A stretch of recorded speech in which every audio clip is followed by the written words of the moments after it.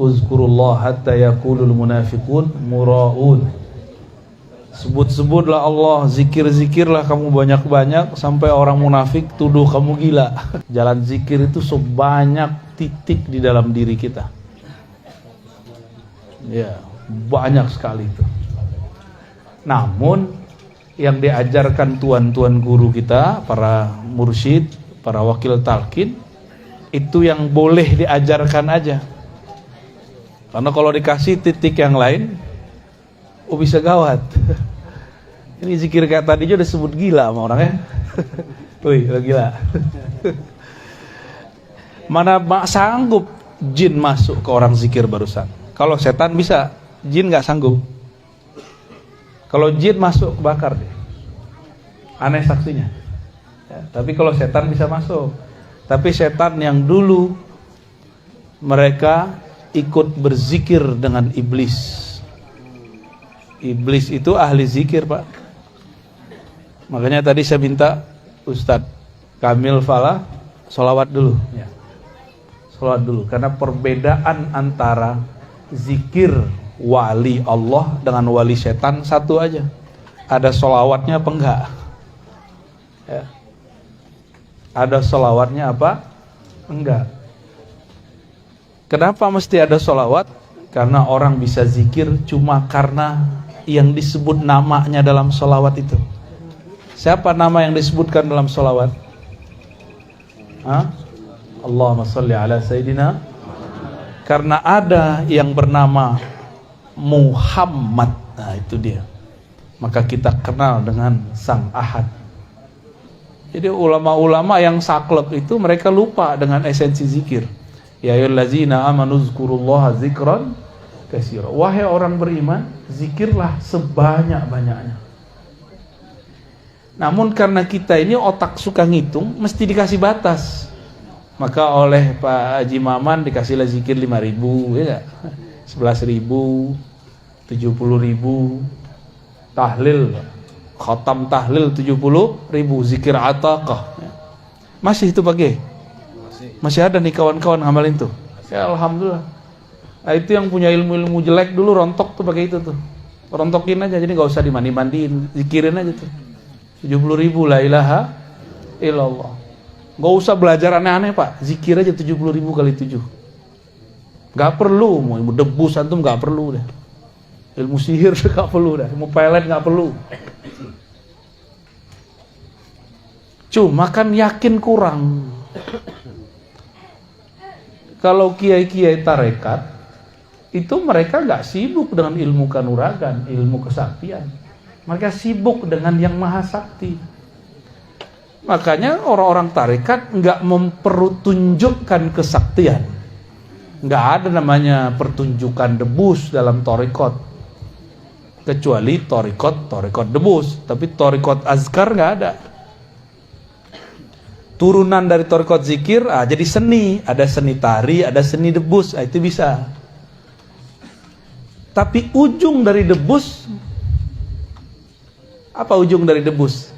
Bismillahillazi la yadurru ma'asmihi syai'un fil ardi wala fis sama was sami. Itu ujung debus, ujung silat situ semua. Dengan nama Allah yang siapa saja bersama namanya, cukup bersama nama, cukup. Maka tiada yang merusak, tiada yang menyakiti engkau baik di langit ataupun di bumi. Itu kalau kita ma'asmihi, belum di dalam nama, baru bersama nama. Kalau kita sudah di dalam nama gimana? Apalagi nama di dalam kita. Jadi zikir-zikir kita ini latihan memaiyahkan asma. Apa arti memaiyahkan? Membersamai nama. Karena nama dan yang punya nama tidak pernah terpisah. Nama dan yang punya nama tidak punya terpisah. Siapa yang punya nama? Allah.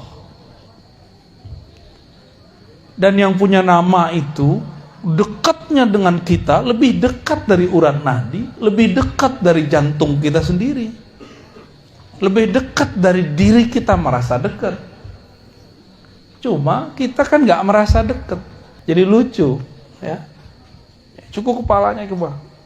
Begitulah Rasulullah SAW. Karena Rasulullah itu puncaknya zikrullah. Beliau nggak perlu gerak. Jadi kalau orang nanya Rasul nggak pernah zikir begitu, iya Rasul, bukan ente. Ente kan bukan Rasul. Dari mana kita tahu faham ini? Ketika ada orang ngadu kepada Rasulullah, wah Rasulullah itu ada orang zikir kok riak bener, kok dia teriak-teriak. Apa kata Nabi? Uzkurullah, berzikirlah kamu kepada Allah hatta yaqulul munafiqun muraun, sampai orang munafik tuduh kamu riak, sampai orang-orang nuduh kamu majnun. Itu kan hadis ada semua, dan hadisnya saling menguatkan, hasan li ghairihi. Yang mendoifkan berarti ketahuan dia nih, ya. Dia pengen mendoifkan zikir kita, Pak.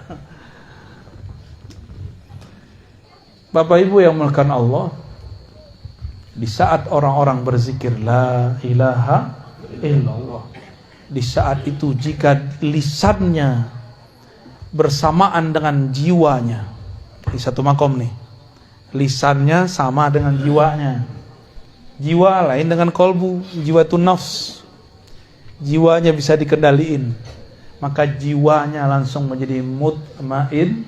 Nah, kalau masuk ke kolbu jadi radiyah mardiyah.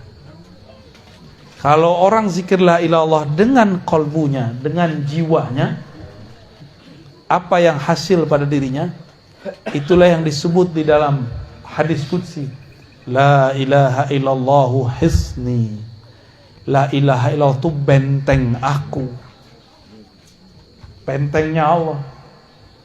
Jadi bentengnya Allah bukan tembok tebal-tebal, tapi kalimah yang sudah masuk mendarah daging ke dalam badan, itulah benteng hakiki.